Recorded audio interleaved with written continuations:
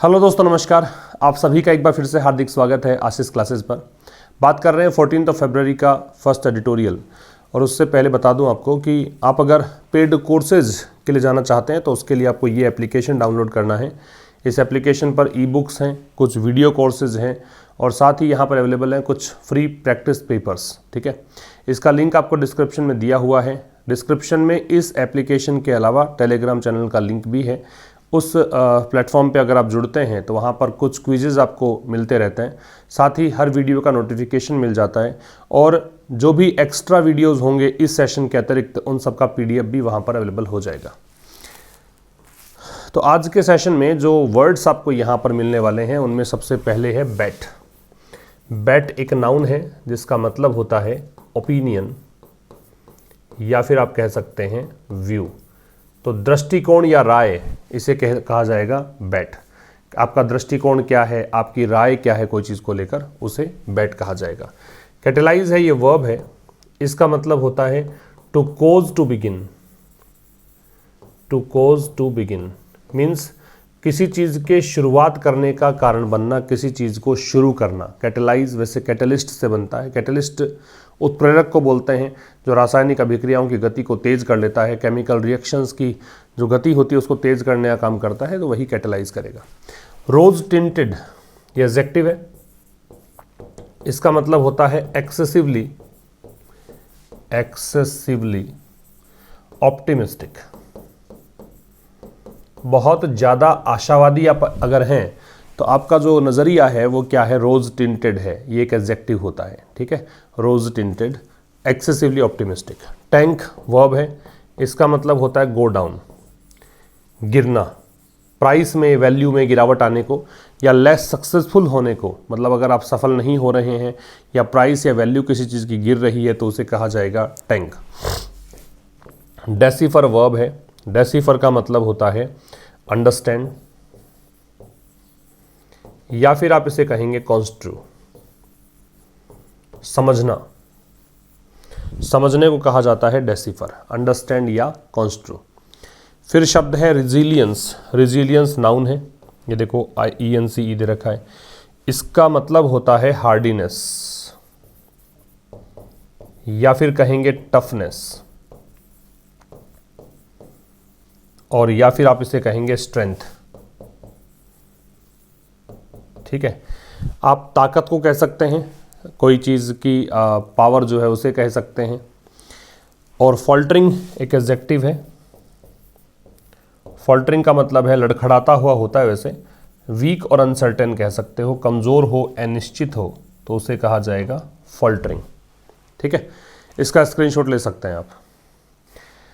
आज के सेशन में ये भी इकोनॉमी बेस्ड आर्टिकल है जो day before yesterday, before 2 days जो भी हमने डिस्कस किया था फ्राइडे को सेशन, वो भी इकोनॉमी बेस्ड था। अब फॉल्टरिंग रिकवरी। फॉल्टरिंग रिकवरी का मतलब क्या है? रिकवरी तो यहाँ पे हुआ नाउन, एक ही पोजीशन को देखते हुए, आर्टिकल को देखते हुए। 2 शब्द बाद में हैं, ये तो आपका नाउन हुआ और ये जो पहला शब्द होगा ये एडजेक्टिव हो जाएगा, क्योंकि नाउन को मॉडिफाई करने का काम एडजेक्टिव करता है। ये इकोनॉमिक रिकवरी की बात है, आर्थिक स्थिति में सुधार की बात है। और सुधार कैसा है? वीक है, अनसर्टेन है। फॉल्टरिंग का मतलब हमने देखा, वीक या अनसर्टेन। तो एक ऐसा रिकवरी है जो कमज़ोर है, जो अनसर्टेन है। ठीक है। Production levels in India's industries, Bharat के उद्योगों में प्रोडक्शन लेवल्स, जो प्रोडक्शन के स्तर हैं, ये इसकी वर्ब आ गई। अपीयर, ऐसा लगता है। लेवल्स चूंकि प्लूरल है तो अपीयर यहाँ पे प्लूरल वर्ब है। क्या लगता है? To be hitting a road block. Hit a road block का मतलब होता है स्टॉप फ्रॉम प्रोग्रेसिंग। ये जो एक फ्रेज है, वैसे रोड ब्लॉक का मतलब ही ऑब्स्टेकल होता है, बाधा होती है। इस पूरी फ्रेज का मतलब होता है स्टॉप फ्रॉम प्रोग्रेसिंग, प्रगति करने से रोकना। ये होता है हिट अ रोड ब्लॉक। ठीक है, प्रगति करने से रोकना, रुकावट डालना, बाधा डालना, इसे कहा जाता है हिट अ रोड ब्लॉक। तो प्रोडक्शन लेवल्स जो हैं भारत की इंडस्ट्रीज़ में, वो ऐसा लगता है कि वो रोक रहे हैं, बाधा पहुंचा रहे हैं। अमिड, किस बीच? What the government has, government की वर्ब है वो हैज़ डिस्क्राइब्ड है, कि जो चीज़ गवर्नमेंट ने डिस्क्राइब की है इन द यूनियन बजट, केंद्रीय बजट में क्या कहा है? कहा है overall sharp rebound and recovery. Rebound का मतलब भी रिकवरी ही होता है ना, बाउंस बैक करना होता है। कहा है कि भाई कुल मिलाकर एक बहुत तेज रिकवरी हो रही है इकोनॉमी की, ये कहा। तो ये जो चीज़ है ना, reflecting the countries strong resilience, ये दर्शा रही है। रिफ्लेक्ट का मतलब शो करना होता है, डिस्प्ले करना होता है। क्या दर्शा रही है? कंट्रीज स्ट्रॉन्ग रेजिलियंस, देश के स्ट्रॉन्ग रेजिलियंस को। रेजिलियंस क्या होता है? टफनेस होती है, स्टर्डीनेस होती है ना, स्ट्रेंथ होती है। तो देश के मजबूत, वैसे रेजिलियंस का एक और मतलब होता है रेजिलियंस का मतलब, रेजिलियंस इसका मतलब फ्लेक्सिबिलिटी भी होता है, लचीलापन, फ्लेक्सिबिलिटी या फिर प्लाएबिलिटी, इलास्टिसिटी, है ना, मतलब वापस से उसी स्थिति में आने का गुण जो होता है उसे कहा जाता है रेजिलियंस। तो देश का एक मजबूत एक ऐसी गुण है कि देश अगर इकोनॉमी मतलब खराब हुई, देश की अर्थव्यवस्था पटरी से उतरी, तो देश में वो एक विशेषता मौजूद है कि वापस से इकोनॉमी जो है पटरी पर आ जाएगी, ढर्रे पर आ जाएगी जल्द से, ये कहना चाह रहा है। एक बार फिर समझिए, प्रोडक्शन लेवल्स की वर्ब यहाँ पे अपीयर थी, गवर्नमेंट की वर्ब हैज डिस्क्राइब है, डिस्क्राइब के साथ में ये एज लगा हुआ है। तो प्रोडक्शन लेवल्स जो है देश के उद्योगों में, वो ऐसा अपीयर होता है कि वो बाधा का सामना कर रहे हैं, रुकावट यहाँ पे उनके सामने है। किस बीच है? अमिड यहाँ प्रेपोजिशन है। इस बीच है कि गवर्नमेंट ने यहाँ पे, इसी बीच गवर्नमेंट ने यहाँ पे एक यूनियन बजट के अंदर कहा, क्या कहा कि ओवरऑल शार्प रिबाउंड और रिकवरी है इकोनॉमी की, क्या दर्शाते हुए? देश की स्ट्रॉन्ग रेजिलियंस को दर्शाते हुए, ठीक है। Factory output as measured, factory output, output का मतलब प्रोडक्शन होता है, आउटपुट से मतलब होता है प्रोडक्शन। तो फैक्ट्री से होने वाला जो उत्पादन है, as measured by the index of, जिसे कि मापा जाता है किससे? आईआईपी से। आईआईपी की फुल फॉर्म क्या है? Index of industrial production. तो कह रहा है कि फैक्ट्री आउटपुट जो है, जिसको जैसा कि मेजर किया गया, जैसा कि मापा गया है आईआईपी के द्वारा, फेल। अब ये फैक्ट्री आउटपुट की वर्ब है फेल, फॉल की सेकंड फॉर्म है। फॉल जो होती है वो इंट्रांजिटिव वर्ब होती है ना, फॉल, फेल एंड फॉलन, ये इंट्रांजिटिव वर्ब है, आगे इसका ऑब्जेक्ट नहीं लगता है। दूसरी तरफ अगर फेल ले लोगे तो फेल है वो ट्रांजिटिव वर्ब है, फेल, फैलिड, फैलिड, ईडी लगाना पड़ेगा, वो ट्रांजिटिव वर्ब होती है, उसके अंदर ऑब्जेक्ट लगता है। तो फैक्ट्री आउटपुट जो है उसमें गिरावट आई लगातार चौथे महीने में, दिसंबर 2021 से लेकर, है ना, टू ए 10 मंथ लो, दिसंबर 2021 की बात कर रहा है, और ये 10 महीने के सबसे निम्नतम स्तर पे पहुंच गया। और कितना स्तर था? 0.4% का। यदि इसको कंपेयर किया जाए द सेम मंथ इन 2020, यदि दिसंबर 2020 में, इसी महीने एक साल पहले अगर बात करेंगे 2020 में, तो उससे तुलना अगर करें तो ये 10 महीने के सबसे कम स्तर पे पहुंचा है, 0.4% पर पहुंचा है, ठीक है। फैक्ट्री आउटपुट की वर्ब है वो फेल है, और बाकी बहुत आसान सी चीज़ें थी इसमें। 10 मंथ लो में ज़रूर आप समझ सकते हैं कि ये नंबर दे रखा है, इसके बाद ये नाउन है और ये एक और नाउन है। तो नंबर के बाद वाला जो नाउन है वो सिंगुलर होना चाहिए, या मंथ्स नहीं करेंगे। क्यों नहीं करेंगे मंथ्स? क्योंकि नाउन के पहले जब नाउन आता है तो उसे नाउन मॉडिफायर कहा जाता है। नाउन मॉडिफायर का मतलब होता है एडजेक्टिव। तो ये एडजेक्टिव मतलब एडजेक्टिव की तरह काम करता है। तो ये एडजेक्टिव है और एडजेक्टिव का प्लूरल हम बनाते नहीं हैं, इसलिए यहाँ पे ये मंथ ही रहेगा। While the Omicron variant had become, अब ओमिक्रॉन वेरिएंट की वर्ब है वो हैड बिकम है, हैड के साथ वर्ब की थर्ड फॉर्म है। तो कह रहा है यद्यपि जो ओमिक्रॉन वेरिएंट जो है वो बन चुका था अवरी, एक चिंता का विषय, वरी यहाँ पे नाउन क्योंकि डिटरमिनर के बाद में है। बाई देन तब तक, बाई जब आप टाइम के पहले लगाते हो तो उसका मतलब होता है तक, टिल के अर्थ में आता है, ठीक है।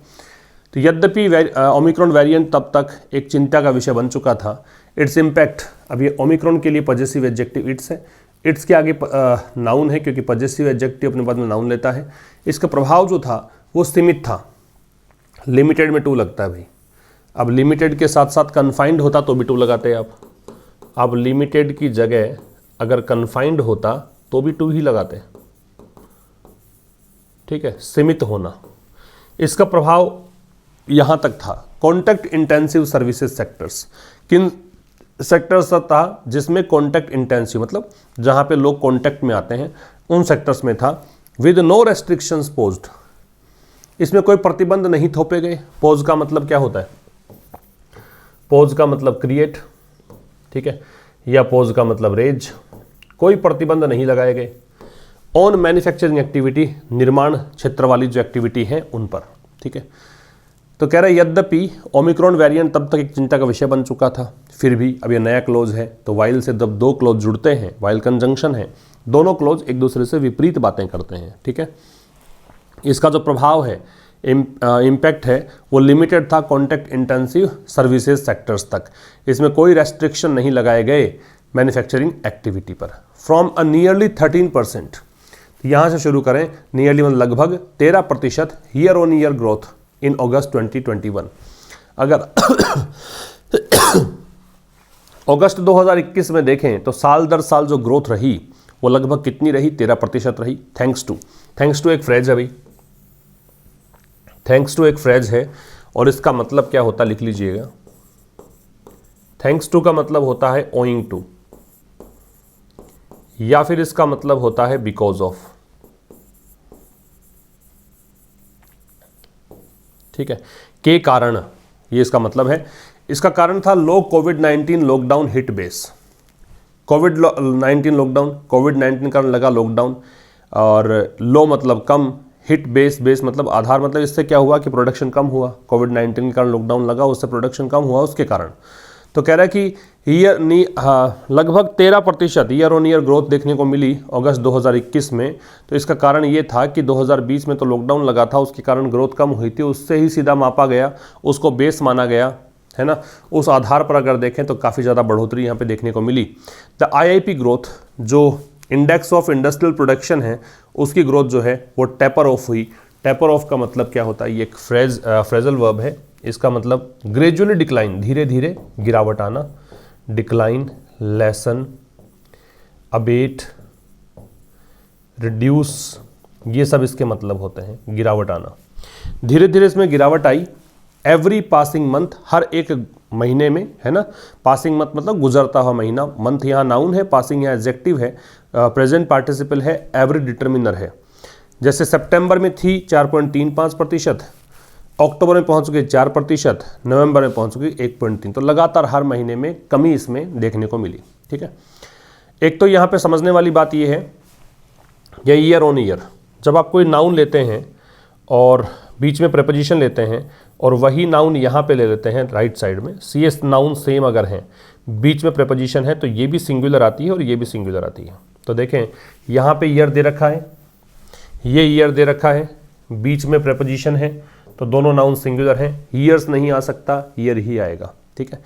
तो लगभग 13% साल दर साल जो ग्रोथ रही अगस्त 2021 में अगर देखें, किसके कारण रही, क्योंकि कोविड-19 के कारण जो लॉकडाउन लगे थे उसके कारण जो बेस रहा, चूँकि प्रोडक्शन हुआ नहीं, तो बेस इफेक्ट जो है वो काफ़ी कम रहा, उसके चलते 13% यहाँ पे ग्रोथ दर्ज की गई। इससे यहाँ पे अगर देखें तो IIP ग्रोथ जो है वो हर महीने में कम होता रहा है। सितंबर में इतना, अक्टूबर में इतना, नवंबर में केवल इतना, ठीक है। It may be recalled, it की वर्ब है वो मे बी रिकॉल्ड है, पैसिव और है ये, क्योंकि बी के साथ थर्ड फॉर्म है। में संभावना बताते हैं, रिकॉल का मतलब याद करना है पास्ट के किसी इवेंट को, तो इस बात को रिकॉल किया जा सकता है, दैट की ये कंजंक्शन हो गया। बाई सितंबर 2020 मैंने कहा कि बाई का प्रयोग अगर टाइम के पहले करेंगे तो उसका मतलब होगा तक, तो सितंबर 2020 तक most of the lockdown restrictions, most का मतलब यहाँ पे ऑलमोस्ट है, अधिकांश है।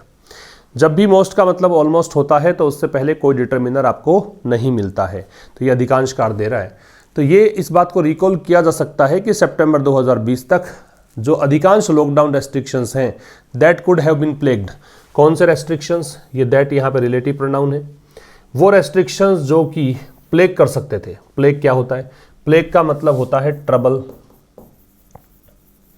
मतलब परेशानी में डालना, ठीक है। एफ्लिक्ट कह सकते हो, AFFLICT, परेशानी में डालना।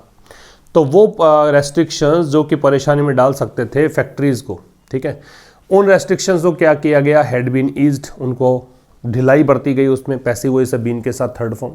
सो परहैप्स, इसलिए परहैप्स शायद some labour force gaps, labour force gaps मतलब जो श्रमिक वर्ग था उसमें कुछ गैप का मतलब कम श्रमिक काम करने वाले थे।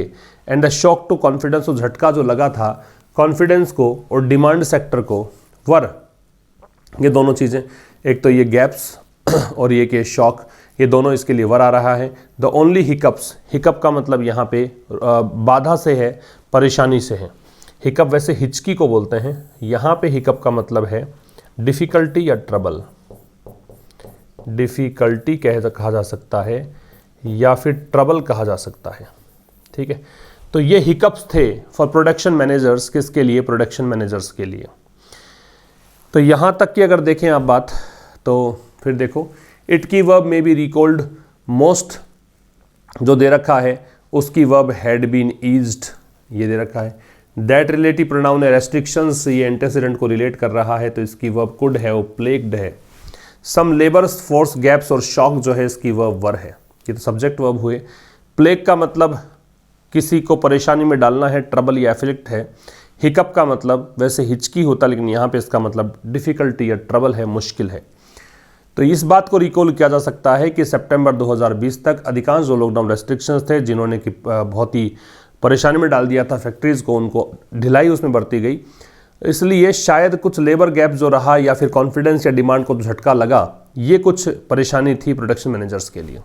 इट वॉज बिलीव्ड, पैसिव है, इट की वर्ब वॉज बिलीव्ड है, दैट कंजंक्शन है, those hiccups those demonstrative adjective है। ये जो दिस, दैट, दीज, दोज होते हैं, ये डेमोन्स्ट्रेटिव एडजेक्टिव और डेमोन्स्ट्रेटिव प्रोनाउन दोनों ही कैटेगरीज में आते हैं। फ़र्क ये है कि इनके बाद अगर नाउन लगा रखा हो आपने, तब तो ये डेमोन्स्ट्रेटिव एडजेक्टिव्स कहलाएंगे। अगर आगे नाउन नहीं हो तो इसे क्या कहा जाएगा? डेमोन्स्ट्रेटिव प्रोनाउन कहा जाएगा, ठीक है। ऐसा विश्वास किया गया कि ये जो परेशानियां थी हैड बीन लार्जली ओवरकम, इन परेशानियों को बड़े स्तर पर ओवरकम किया गया। ओवरकम क्या होता है? काबू पाना, किसी चीज़ पर काबू पाने को क्या बोलते हैं? ओवरकम। तो इस बात पर विश्वास किया गया कि ये जो हिकअप्स थीं, ये जो परेशानियां थीं, इनको लार्जली ओवरकम किया गया। किसके बाद? डेडली सेकेंड वेव रिसीडेड इन 2021। डेडली का मतलब होता है घातक, फैटल। सेकेंड वेव का मतलब दूसरी लहर। रिसीड का मतलब ड्विंडल, कम होना, ड्विंडल, वेन, ठीक है, लेसन, कम होना। जो घातक दूसरी लहर जो है उसका जो इंटेंसिटी थी वो जब गिरी 2021 के अंदर, वो जो कम हुई इंटेंसिटी, उसके बाद इन सब चीज़ों को ओवरकम किया गया, इन पर काबू पा लिया गया। इट की वर्ब वॉज बिलीव्ड है, दैट कंजंक्शन है। दोज हिकअप्स की वर्ब है वो हैड बीन, ओवरकम है। लार्जली है वो एडवर्ब है। Deadly second wave, deadly adjective है, दैट डिटर्मिनर है। सेकेंड वेव में सेकेंड न्यूमरल एडजेक्टिव का पार्ट है। फर्स्ट, सेकेंड, थर्ड, फोर्थ, ये जो संख्याएं होती हैं इनको आप ऑर्डिनल्स बोलते हैं। वेव है वो नाउन है। रिसीडेड इसकी वर्ब है। इन प्रपोजिशन है, इनका ऑब्जेक्ट 2021 है, ठीक है। आगे देखिए, if that were Indeed the case. अब ये देखो कंडीशनल सेंटेंस है। हाइपोथेटिकल कंडीशन जब होती है, इफ का प्रयोग आप करते हो तो वहाँ पे आप चाहे सब्जेक्ट सिंगुलर ही क्यों ना लगाओ, सब्जेक्टिव मूड होता है, क्रिया मतलब प्लूरल आती है, वर आएगा, वॉज नहीं आएगा।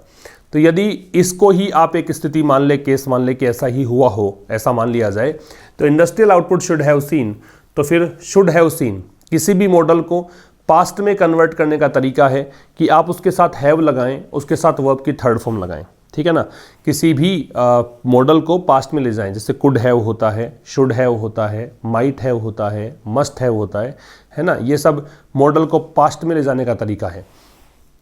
शुड हैव सीन का मतलब है ऐसा देखा जाना चाहिए था, ठीक है, देखना चाहिए था। शुड हैव, जैसे मैंने कह दिया, he should have taken care of his health, उसे अपने स्वास्थ्य का ध्यान रखना चाहिए था। He should have come earlier, उसे जल्दी आना चाहिए था। ऐसे कुछ sentences should have plus verb की थर्ड फॉर्म से बनते हैं। तो यदि ऐसा ही केस मान लिया जाए तो इंडस्ट्रियल आउटपुट जो है उसमें देखा जाना चाहिए था, उसे एक्सपीरियंस करना चाहिए था। अ शार्पर पिकअप, कहीं अधिक तेज गति से, पिकअप का मतलब उछाल। In the last 4 months, last जो 4 महीने थे 2021 में, उसमें किसकी तुलना में? शार्पर आ रहा है तो देन आ रहा है, डिग्री कंपैरेटिव है। द मेयर, मेयर का मतलब ओनली होता है।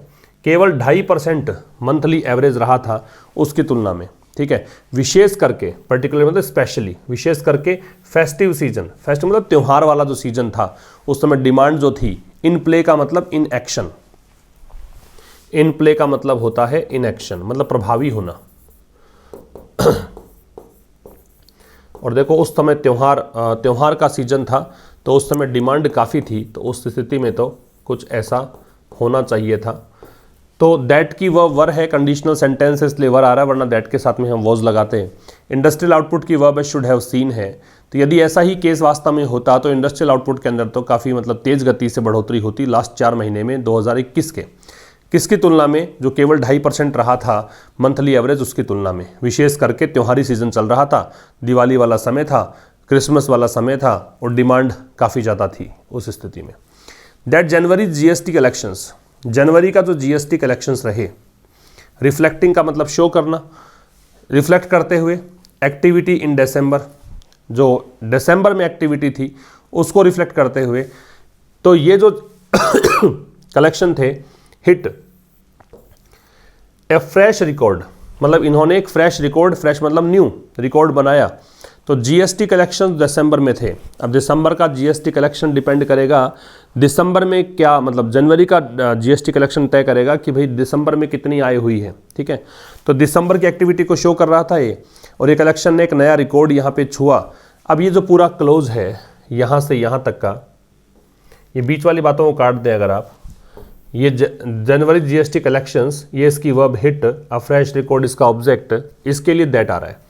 तो इस चीज़ ने ये मे सजेस्ट, हो सकता है कि ये सजेस्ट करे, मे संभावना बताता है, सजेस्ट का मतलब संकेत देना होता है, हो सकता है सजेस्ट करे ऑल इज़ वेल कि सब कुछ ठीक है। ऑल के साथ इज भी लग सकता है, आर भी लग सकता है, डिपेंड करता है कि कौन सी नाउन के लिए आया है।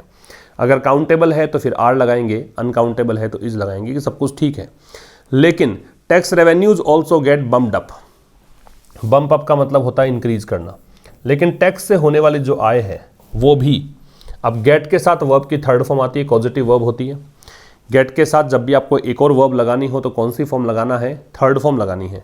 तो टैक्स से होने वाली जो रेवेन्यूज़ हैं वो भी इंक्रीज हुए हैं बाई इन्फ्लेशन, महंगाई के द्वारा, एंड क्वार्टरली फाइलिंग ऑप्शंस, और हर तिमाही से जो एक ऑप्शन दे रखा है कि हर तिमाही से आपको टैक्स पे करना है, जो स्मॉलर टैक्स पेयर हैं, छोटे टैक्स पेयर्स हैं उनके लिए, उनके चलते, ठीक है। तो दैट की वर्ब जो है वो मे सजेस्ट है, मे मॉडल ऑक्सिलरी है, और सजेस्ट यहाँ मैन वर्ब है। टैक्स कलेक्शंस की वर्ब हिट है, टैक्स रेवेन्यूज की वर्ब गेट बम्प्ड अप है, और ऑल की वर्ब इज है। मोरओवर, इससे भी ज़्यादा, मोरओवर एडवर्ब है, इससे भी कहीं ज़्यादा अगर आगे बात करें तो GST revenues from imports of goods, तो जीएसटी की जो रेवेन्यू रहा, जीएसटी आय रही किससे? सामान के आयात से। हैव, अब ये रेवेन्यूज की वर्ब हैव बीन, परसिस्टेंटली वो रही है, परसिस्टेंटली मतलब कंटिन्यूसली लगातार, राइजिंग बढ़ना, फास्टर तेज गति से, किसकी तुलना में? Degree comparative to than revenues from domestic transactions, domestic घरेलू ट्रांजैक्शंस लेन देन, तो जो आय हुई है घरेलू ट्रांजैक्शंस से उनसे कहीं ज़्यादा ये रहा। दैट इंक्लूड, अब इन ट्रांजैक्शंस में क्या आता है? ये ट्रांजैक्शंस में शामिल होता है सर्विसेज इंपोर्ट्स, सेवाओं का आयात जो है उसकी बात कर रहा है। जीएसटी रेवेन्यूज की verb have been rising, perfect continuous tense है, परसिस्टेंटली एडवर्ब है, faster degree comparative to than है, तुलना करी है रेवेन्यूज से। रेवेन्यूज कौन से? जो डोमेस्टिक ट्रांजैक्शन से होते हैं, और इन ट्रांजैक्शंस में क्या शामिल होता है? सर्विसेज इंपोर्ट शामिल होता है। व्हाट मेक्स, व्हाट की वर्ब मेक्स है, क्या वो चीज़ है जो इस ट्रेंड को, इस रुझान को बनाती है कहीं ज़्यादा मुश्किल समझने के लिए। डेसिफर का मतलब होता है कॉन्स्ट्रू,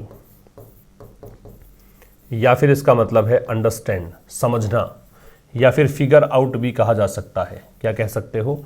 फिगर आउट, समझना, ठीक है। तो क्या वो चीज़ है जो इस ट्रेंड को और ज़्यादा मुश्किल बना देती है समझने के लिए? तो अब ये देखो, ये पूरा जो क्लोज है व्हाट से, ये नाउन क्लोज बन गया क्योंकि सब्जेक्ट बन रहा है। अब इसके लिए इज दे रखा है, ठीक है। व्हाट की वर्ब तो मेक्स है, और व्हाट से बना हुआ जो क्लोज है उसकी वर्ब इज है। तो वो चीज़ क्या है? The volatility. वॉलेटिलिटी क्या होता है? चेंजेबिलिटी, परिवर्तनीयता, लगातार बदलने का गुण, चेंजेबिलिटी। तो वो चीज़ है volatility. Month on month numbers, IIP numbers. IIP क्या? इंडेक्स ऑफ इंडस्ट्रियल प्रोडक्शन, और मंथ ऑन मंथ, महीने दर महीने। और मैंने बताया कि जब दो नाउन एक जैसी नाउन्स हो, बीच में प्रेपोजिशन दे रखा हो, दोनों नाउन कैसी आएंगी? सिंगुलर आएंगी। तो महीने दर महीने के जो आंकड़े हैं उसके आधार पर सिंस अगस्त, कब से मापे गए हैं आंकड़े? अगस्त से। द ओवरऑल इंडेक्स, कुल मिलाकर जो ये इंडेक्स है, हैज़ ऑल्टरनेटेड, ये इसकी वर्ब, ऑल्टरनेट का मतलब एकांतर क्रम में, जैसे इस महीने ऑल्टरनेटेड का मतलब ये है कि अगर पहले इसको लिया तो फिर ये लेंगे, उसके बाद में फिर अगला इस पे आएगा, ये ऑल्टरनेटेड है। ठीक है, तो कह रहा है कि ओवरऑल इंडेक्स जो है वो ऑल्टरनेटेड रही बिटवीन ए कॉन्ट्रैक्शन एक्सपेंशन, मतलब इसमें अगर कॉन्ट्रैक्शन हुआ, संकुचन हुआ, गिरावट आई तो इसमें विस्तार हुआ, फिर इसमें संकुचन हुआ, फिर इसमें विस्तार हुआ, फिर इसमें कॉन्ट्रैक्शन हुआ, अगले में विस्तार हुआ, ऐसे एवरी मंथ, हर महीने। इवन एज एक फ्रेज है जिसका मतलब होता है वाइल, जो सिमल्टेनियस एक्शंस को बताने के लिए आती है, साथ साथ में होने वाले कार्यों को डिनोट करने के लिए आती है। The percentage year on year growth जो प्रतिशत है साल दर साल ग्रोथ का, वो percentage has steadily collapsed, steadily धीरे धीरे, कोलैप्स का मतलब धराशायी हो गया। फिर समझिएगा, तो कहना क्या चाह रहा है, यहाँ से देख लो क्या वो चीज़ है जो इस ट्रेंड को और ज़्यादा मुश्किल कर देता समझने के लिए। वो ट्रेंड ये है कि हर महीने अगर देखा जाए तो आईआईपी के आंकड़े जो हैं वो बदलते रहे हैं। अगस्त से ही देखें, पूरी जो इंडेक्स है उसमें हर महीने अगर आप देखें तो एक महीने संकुचन हुआ, एक महीने विस्तार हुआ, एक महीने कमी, एक महीने बढ़ोतरी हुई है। साथ ही परसेंटेज जो था ईयर ऑन ईयर ग्रोथ का वो भी कोलैप्स हुआ है, उसमें भी गिरावट आई है, धराशायी हुआ है। द इकोनॉमी सर्वे फॉर 21-22 जो सर्वे रहा 2021-22 का, ये सीम्ड इसकी वर्ब, ये ऐसा प्रतीत हुआ to be describing a different landscape. Landscape वैसे परिदृश्य होता है, परिदृश्य को बोलते हैं, लेकिन यहाँ पे इसको स्थिति को बोलेंगे, कंडीशन को बोलेंगे। तो इकोनॉमी सर्वे जो रहा 2021-22 का, वो ऐसा लगा कि ये डिस्क्राइब कर रहा है एक अलग सा स्थिति को। व्हेन इट स्टार्टेड, जब इसने स्टार्ट किया, जब ये स्टार्ट हुआ, that A nascent private investment recovery, nascent का मतलब जो नई नई है, जो अभी इमर्ज हुई है, जो नई नई जो प्राइवेट इन्वेस्टमेंट रिकवरी है, निजी निवेश में जो रिकवरी है, इज एक्सपेक्टेड, उससे ऐसी आशा की जाती है, ये पैसिव वॉइस हो गया, टू एक्सेलरेट की बढ़ेगा, ये इन्वेस्टमेंट में रिकवरी बढ़ेगी, एज क्योंकि corporate profits and capital raising actions, क्योंकि कॉरपोरेट प्रॉफिट्स जो है और कैपिटल रेजिंग एक्शन मतलब पूंजी जुटाने वाला जो कार्य है, हैव बूम्ड, इसमें बढ़ोतरी हुई है। ठीक है, बूम का मतलब इंक्रीज होना। ठीक, इकोनॉमी सर्वे सब्जेक्ट है, सीम्ड वर्ब है, इट सब्जेक्ट है, स्टेटेड वर्ब, स्टेटेड है भाई, ये स्टार्टेड नहीं, मैंने गलती से पढ़ लिया इसको। Nascent private investment recovery subject है, इज एक्सपेक्टेड वर्ब है, corporate profits and capital raising action subject है, हैव बूम्ड इसकी वर्ब है। ठीक है, तो काफ़ी सारे सब्जेक्ट वर्ब इसमें थे। तो 2021-22 का जो इकोनॉमी सर्वे हुआ वो ऐसा लगा कि डिस्क्राइब कर रहा है एक अलग सा दृश्य। ठीक है, अलग सी स्थिति। जब इसने ये बताया, स्टेट किया कि एक नई जो प्राइवेट इन्वेस्टमेंट रिकवरी है उससे ये एक्सपेक्ट किया जाता है कि ये बढ़ेगा इन्वेस्टमेंट में रिकवरी। कारण ये रहा कि कॉर्पोरेट प्रॉफिट और कैपिटल रेजिंग एक्शंस जो हैं उसमें बढ़ोतरी हुई है। ठीक है, एक्सपेक्टेड इंक्रीज, इंक्रीज यहाँ पे नाउन होगा और एक्सपेक्टेड यहाँ पे पास्ट पार्टिसिपल एडजेक्टिव है और टोटल मिलकर एक सब्जेक्ट बन रहा है इस सेंटेंस का। तो जो एक्सपेक्टेड इंक्रीज है प्राइवेट कंजम्पशन लेवल्स में, तो निजी उपभोग के जो स्तर हैं उसमें जो संभावित बढ़ोतरी है, विल प्रोपेल, प्रोपेल का मतलब होता है धक्का मारना, स्पर करना, प्रेरित करना। तो ये कैपेसिटी यूटिलाइजेशन, जो क्षमता का सदुपयोग होना, यूटिलाइजेशन मतलब यूज होना, तो कैपेसिटी यूटिलाइजेशन जो है उसको प्रोपेल करेगा, उसको बढ़ाएगा, उसको प्रोपेल करेगा मतलब उसको इनकरेज करेगा, देयर बाई, और इस प्रकार से, देयर बाई का मतलब होता है as a result of this, है ना, या हेंस, इसको हेंस कह सकते हो, एडवर्ब है ये, या कॉन्सिक्वेंटली कह सकते हो, इसके परिणाम स्वरूप। और इसके परिणाम स्वरूप fuelling private investment activity, fuel का वैसे ईंधन होता है, लेकिन जब आप कोई फ्यूल को वर्ब के रूप में यूज करते हैं, ट्रिगर करना हो जाएगा, उत्प्रेरित करना हो जाएगा। तो ये क्या बढ़ाएगा, प्राइवेट इन्वेस्टमेंट एक्टिविटी को। इट सेड, इसमें कहा, इट की वर्ब सेड है, साइटिंग, हवाला देते हुए, साइट का मतलब रेफरेंस देना। किसका रेफरेंस दिया, आरबीआई सर्वे का। ये सर्वे के बारे में दैट लगाया। सर्वे क्या कर रहा है, सिग्नल दे रहा है, संकेत दे रहा है, राइजिंग इन्वेस्टर ऑप्टिमिज्म, राइजिंग बढ़ता हुआ, इन्वेस्टर निवेशक, ऑप्टिमिज्म आशावाद, एन एक्सपेंशन विस्तार, इन प्रोडक्शन उत्पादन में, इन द अपकमिंग क्वार्टर्स, आने वाले तिमाही में। ठीक है, तो देखो एक्सपेक्टेड जो इंक्रीज है प्राइवेट कंजम्पशन लेवल्स में, वो इंक्रीज प्रोपेल करेगी कैपेसिटी यूटिलाइजेशन को। इस प्रकार से प्राइवेट इन्वेस्टमेंट एक्टिविटी बढ़ेगी। ये बात बताइए इसके अंदर क्या, किसका हवाला देते हुए, किसका रेफरेंस देते हुए, आरबीआई सर्वे का। ये सर्वे क्या करता है, ये सिग्नल देता है, तो सिग्नल यहाँ पे सर्वे की वर्ब है। किस चीज़ का सिग्नल, राइजिंग इन्वेस्टर ऑप्टिमिज्म कि निवेशक का विश्वास बढ़ रहा है और विस्तार हो रहा है प्रोडक्शन में आने वाले कुछ महीनों के अंदर, है ना, कुछ तिमाही में, क्वार्टर्स में। इकोनॉमिस्ट बिलीव, अर्थशास्त्री लोग जो हैं वो विश्वास कर रहे हैं, ये इसकी वर्ब है। द IIP प्रिंट्स का मतलब यहाँ पे आंकड़ों से है, डेटा से है, कि IIP के जो आंकड़े हैं वो यहाँ दर्शा रहे हैं, ये इसकी वर्ब है। दैट कंजंक्शन है। बजट्स बेट का बताया था ओपिनियन या व्यू, कि बजट का जो दृष्टिकोण है, दैट पब्लिक कैपिटल स्पेंडिंग, कि जो पब्लिक कैपिटल स्पेंडिंग है, लोगों पर होने वाला जो खर्चा है, विल कैटलाइज, ये कैटलाइज करेगा। कैटलाइज का मतलब कोज टू बिगिन लिखवाया था मैंने, कि शुरू होने का कारण बनना, किसी घटना की घटित होने का कारण बनना, तो ये कैटलाइज करेगा। कंजम्पशन, उपभोग का, एंड इन्वेस्टमेंट लेड रिकवरी, ऐसी रिकवरी जो किस कारण से होगी, कंजम्पशन के कारण और इन्वेस्टमेंट के कारण, उसको is on a weak footing. लेकिन ये जो बेट है ये वीक फुटिंग पर है, ये जो इनकी राय है, ये इसकी वर्ब है। वीक फुटिंग, फुटिंग का मतलब होता है बेस, ये एक कमजोर आधार पर ऐसा कहा गया है, ठीक है। इकोनॉमिस्ट की वर्ब बिलीव है, IIP प्रिंट्स की वर्ब सजेस्ट है, और पब्लिक कैपिटल स्पेंडिंग की वर्ब है विल कैटलाइज है, ठीक, और बैट की वर्ब इज है। फुटिंग का मतलब बेस है। मैन्युफैक्चरिंग एक्चुअली श्रैंक के सेकेंड फॉर्म है। श्रिंक सिकुड़ना होता है, कॉन्ट्रैक्ट होना होता है, रिड्यूस होना होता है। श्रिंक की सेकेंड फॉर्म श्रैंक होती है और थर्ड फॉर्म इसकी श्रंक होती है, ठीक है।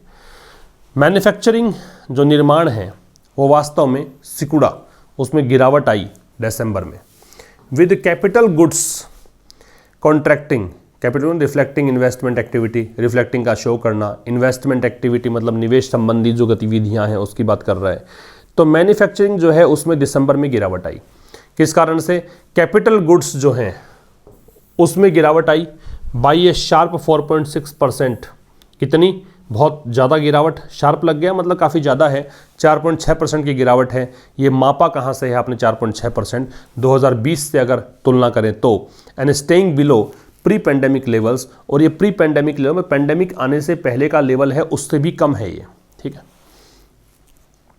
कंज्यूमर ड्यूरेबल्स क्या होता है, ऐसे सामान जिसको हम बहुत लंबे समय तक यूज़ कर सकते हैं, जो स्थायी हैं। जैसे आपने गाड़ी खरीद ली, आपने रेफ्रिजरेटर खरीद लिया है तो काफ़ी लंबे टाइम चलेगा। ये नॉन ड्यूरेबल्स होते हैं, जो खाने पीने का सामान है ना, ये नॉन ड्यूरेबल्स में आता है, तो ये टिकाऊ सामान है। तो कंज्यूमर ड्यूरेबल्स जो हैं इन्होंने देखा, इन्होंने एक्सपीरियंस किया a fourth consecutive month of contraction. Consecutive का मतलब है सक्सेसिव, लगातार चौथे महीने यहाँ पे गिरावट आई इस क्षेत्र में। जबकि यहाँ तक कि नॉन ड्यूरेबल्स की बात करें, टैंक मतलब गिरावट आना है, गो डाउन होना है, इसमें गिरावट आई कुछ महीनों के इनसिपिड ग्रोथ के बाद। इनसिपिड का मतलब होता है बैनल, मतलब जो अनइंटरेस्टिंग है, नीरस है, या ब्लैंड, ठीक है। मतलब कुछ महीने की ग्रोथ थी, छोटी मोटी ग्रोथ थी, उसके बाद में इसमें भी गिरावट आ गई। तो कंज्यूमर नॉन ड्यूरेबल्स की वर्ब सो है, नॉन ड्यूरेबल्स की वर्ब टैंक्ड है। इनसिपिड एडजेक्टिव है, इसका मतलब नीरस होता है, हमड्रम होता है, हैकनेड होता है ना, कॉमन प्लेस होता है। बैनल या ब्लेंड हमने लिखा, अरुचिकर को बोलते हैं, नीरस को बोलते हैं। With high commodity cost cramping, cramp का मतलब रुकावट डालना होता है। अब कमोडिटी का मतलब है ऐसी वस्तुएं जिसको आप बेच सकते हैं, खरीद सकते हैं, उन वस्तुओं को बोलते हैं कमोडिटी। तो कह रहा है कि भाई जो कमोडिटी कॉस्ट है वो काफ़ी ज़्यादा है, काफ़ी ज़्यादा हो गई, महंगी हो गई, तो इससे प्रोड्यूसर्स के सामने कंज्यूमर्स, मतलब प्रोड्यूसर्स और कंज्यूमर्स जो हैं उनके सामने रुकावट पैदा हो गई। ये अभी भी कॉशियस मोड में हैं, अभी भी मतलब बड़े सावधानी से काम कर रहे हैं।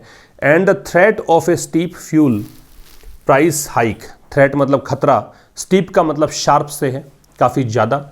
फ्यूल प्राइस हाइक का मतलब है जो ईंधन की कीमतें हैं, पेट्रोल डीजल की कीमतें हैं, उसमें बढ़ोतरी। लूम का मतलब मंडराना होता है। लूम का मतलब लाइकली टू हैपन सून, जो जल्द ही घटित होने वाला हो, और ख़ास करके कोई खतरा हो, अप्रिय घटना हो, उसकी बात है लाइकली टू हैपन सून, ठीक है।